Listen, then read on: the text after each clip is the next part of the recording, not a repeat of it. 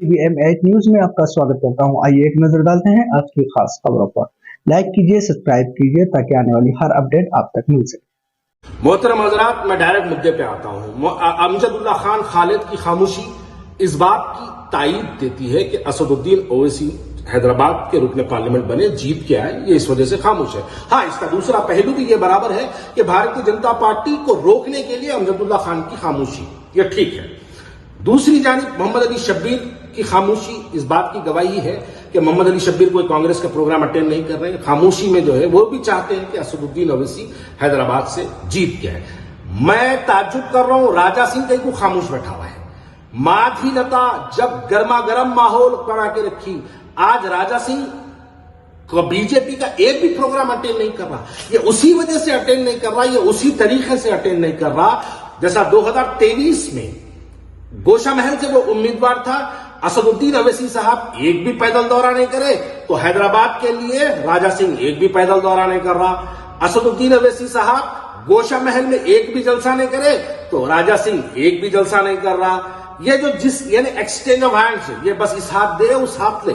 आप बताइए, असदुद्दीन ओवैसी साहब उसके खिलाफ में अपना उम्मीदवार नहीं उतारे थे, आज वो भारतीय जनता पार्टी के उम्मीदवार के लिए नहीं उतर रहा। वो इसलिए नहीं उतर रहा क्योंकि ये दोनों का जो मसला है, मैंने पहले भी ये बात बोली थी कि 2009 में जब पहली मर्तबा, मैं भी उस वक्त याकुतपुरा रेल बाजार का कैंडिडेट था, 2009 में मंगलहाट से राजा सिंह टीडीपी का उम्मीदवार था। रातों रात मखदूम नामी एक मजलिस इत्तेहादुल मुस्लिमीन का एक कैंडिडेट को अखबार में उसका नाम आ गया था, मखदूम को असदुद्दीन ओवैसी साहब बीच इलेक्शन में से नॉमिनेशन उसका विड्रॉ करा लिया उसका 2009 में। 2014 के एमएलए इलेक्शन में असदुद्दीन ओवैसी साहब उसके खिलाफ अपना उम्मीदवार नहीं डाले जब उन्हें एमएलए इलेक्शन लड़ा।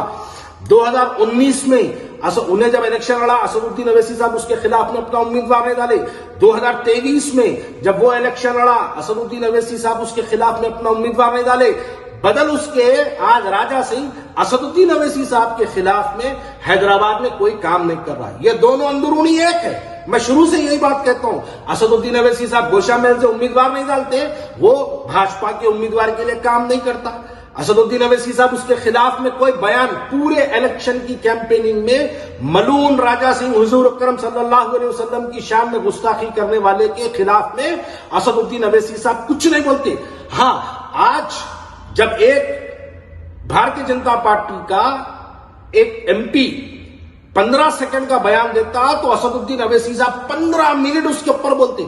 अरे मैं पूछना यह चाहता हूं कि 15 सेकंड का जो बयान आज जारी हुआ, ये हमारा बयान जो 15 मिनट का दिया गया था उसका जवाब है हमको ये।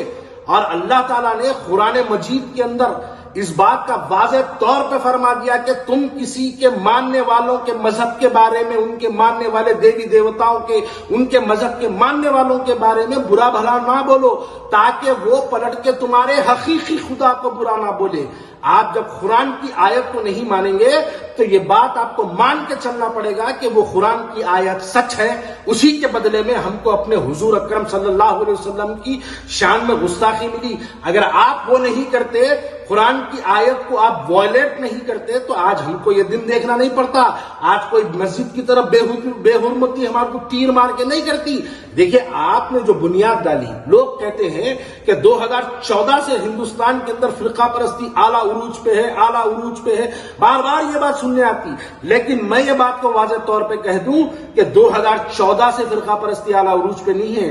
2011 से निर्मल और आदिलाबाद में जो पहला फिरका परस्त बयान दिया गया था मोहतरम अकबरुद्दीन ओवैसी साहब की जानिब से, उसके बाद से हिंदुस्तान के अंदर फिरका परस्ती इतनी आला उरूज पे है कि अगर कोई उनके देवी देवताओं को बुरा बोलेगा तो वो पलट के मुसलमानों को बुरा बोलेंगे, वो पलट के मुसलमानों को मारेंगे, वो पलट के मॉब लिंचिंग के नाम पे करेंगे, वो हमारे घरों में हमारी बहनों की, हमारे बुरखाओं की, हमारी कुरानी आयतों की, हमारे मजहब के मानने वालों की, हमारे हुजूर अकरम सल्लल्लाहु अलैहि वसल्लम की, ये तमाम चीजों में हमको गुस्ताखियां मिलेंगे। भाई साहब, ये फिरका परस्ती की बुनियाद डालने वाले आप हैं, तो लिहाजा मैं, क्योंकि अब इलेक्शन का टाइम है, तो मैं सिर्फ लोगों से यही कहूंगा, अपने वोटों का इस्तेमाल बिल्कुल सोच समझ कर करें। बल्कि मैं यहां तक भी कह दूं कि हमको इस वक्त भारतीय जनता पार्टी को अगर रोकना है तो हमको कांग्रेस पार्टी का साथ देना, क्योंकि कांग्रेस पार्टी ही है जो हिंदुस्तान के अंदर नरेंद्र मोदी को रोक सकती है। मैं कल असदुद्दीन अवैसी साहब की तकरीर सुना तो बड़ी हंसी आई मेरे को, सुन के बड़ा हंस रहा था कि असद साहब बोल रहे हैं कि हैदराबाद में पतंग भाजपा खत्म। बोले असद साहब, भाजपा दारुसलाम से खत्म नहीं हुई।